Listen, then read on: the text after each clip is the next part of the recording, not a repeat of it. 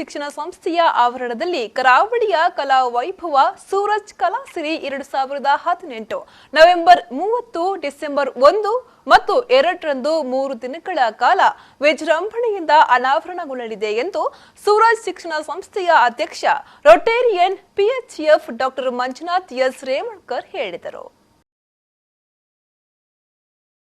ಅವರು ಮಂಗಳೂರಿನಲ್ಲಿ ಮಾಧ್ಯಮಗೋಷ್ಠಿ ನಡೆಸಿ ಮಾತನಾಡಿ, ಕರಾವಳಿಯ ಕಲಾ ವೈಭವ ಸೂರಜ್ ಕಲಾಸಿರಿ 2018ರ 3 ದಿನಗಳ ಕಾರ್ಯಕ್ರಮದಲ್ಲಿ 3 ಜಿಲ್ಲೆಗಳ ಕಲಾವಿದರ ಸಮ್ಮಿಲನವಾಗಲಿದೆ. ಈ ಬಾರಿಯ ಅತ್ಯುನ್ನತ ಸೂರಜ್ ಕಲಾಸಿರಿ ಪ್ರಶಸ್ತಿಯನ್ನ ಖ್ಯಾತ ಚಲನಚಿತ್ರ ನಟಿ ಪದ್ಮಶ್ರೀ ಭಾರತಿ ವಿಷ್ಣುವರ್ಧನ್ ಅವರಿಗೆ ನೀಡಲಿದ್ದೇವೆ. ಕಾರ್ಯಕ್ರಮವು ಶ್ರೀ ಕ್ಷೇತ್ರ ಧರ್ಮಸ್ಥಳದ ಧರ್ಮಾಧಿಕಾರಿಗಳಾದ ಡಾಕ್ಟರ್ ಡಿ ವೀರೇಂದ್ರ ಹೆಗ್ಗಡೆಯವರ ದಿವ್ಯ ಹಸ್ತದಿಂದ ಉದ್ಘಾಟನೆಗೊಳ್ಳಲಿದೆ.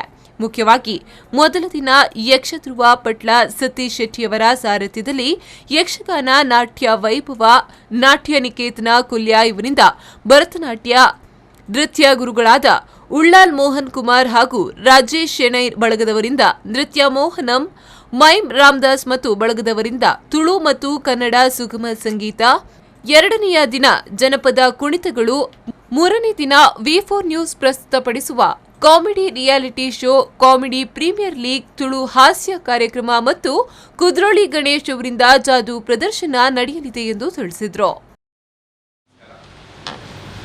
ಸೂರಜ್ ಕಲಾಸಿರಿ 2018 ಕರಾವಳಿಯ ಕಲಾ ವೈಭವ ದಿನಾಂಕ 30 ನವೆಂಬರ್ ಮತ್ತು 1 ಮತ್ತು 2 ಡಿಸೆಂಬರ್ 2018ರ ಈ ಕಾರ್ಯಕ್ರಮದ ಬಲದಿಂದ ಸಿದ್ಧತೆ ಸಾಗ್ತಾ ಇದೆ. ಕಲಾಸಿರಿ ಸ್ಟಾರ್ಟ್ ಆಗಿದ್ದು ಲಾಸ್ಟ್ ಇಯರ್, ಇದು 2ನೇ ವರ್ಷಕ್ಕೆ ನಾವು ಪಾದಾರ್ಪಣೆ ಮಾಡ್ತಾ ಇದ್ದೀವಿ. ಲಾಸ್ಟ್ ಇಯರ್ ನಾವು ಕಲಾಸಿರಿ ಪ್ರಶಸ್ತಿಯನ್ನು ಜಯಂತಿಯವರಿಗೆ ಕೊಟ್ಟಿದ್ದೇವೆ. ಈ ವರ್ಷ ನಾವು ಭಾರತಿ ವಿಷ್ಣುವರ್ಧನ್ ಅವರಿಗೆ ಕೊಡ್ತಾ ಇದ್ದೇವೆ. ಲಾಸ್ಟ್ ಪೂಜ್ಯ ಡಾಕ್ಟರ್ ಶ್ರೀ ವಿ ವೀರೇಂದ್ರ ಹೆಗ್ಗಡೆ ಅವರು ಅವರ ಅಮೃತ ಹಸ್ತದಿಂದ ಸೂರಜ್ ಕಲಾಸಿರಿಯನ್ನು ಉದ್ಘಾಟನೆ ಮಾಡಲಿದ್ದಾರೆ.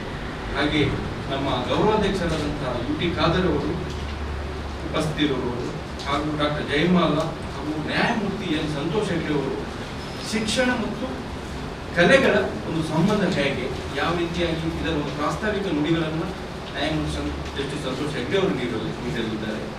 ಕಾಮಿಡಿ ಶೋ ವಿ4 ಕಾಮಿಡಿ ಶೋ 3ನೇ ಶೋ 6 ಕಲಾವಿದರ ತಂಡದ ಒಂದು ದೊಡ್ಡ ಶೋ ನಮ್ಮಲ್ಲಿ ಕಾರ್ಯಕ್ರಮ ಮಾಡಲಿದ್ದಾರೆ. ಹಾಗೆ ಅದೇ ದಿನ 8 ರಿಂದ 9 ಕುದ್ರೋಳಿ ಗಣೇಶರಿಂದ ದೊಡ್ಡ ಕಾರ್ಯಕ್ರಮ.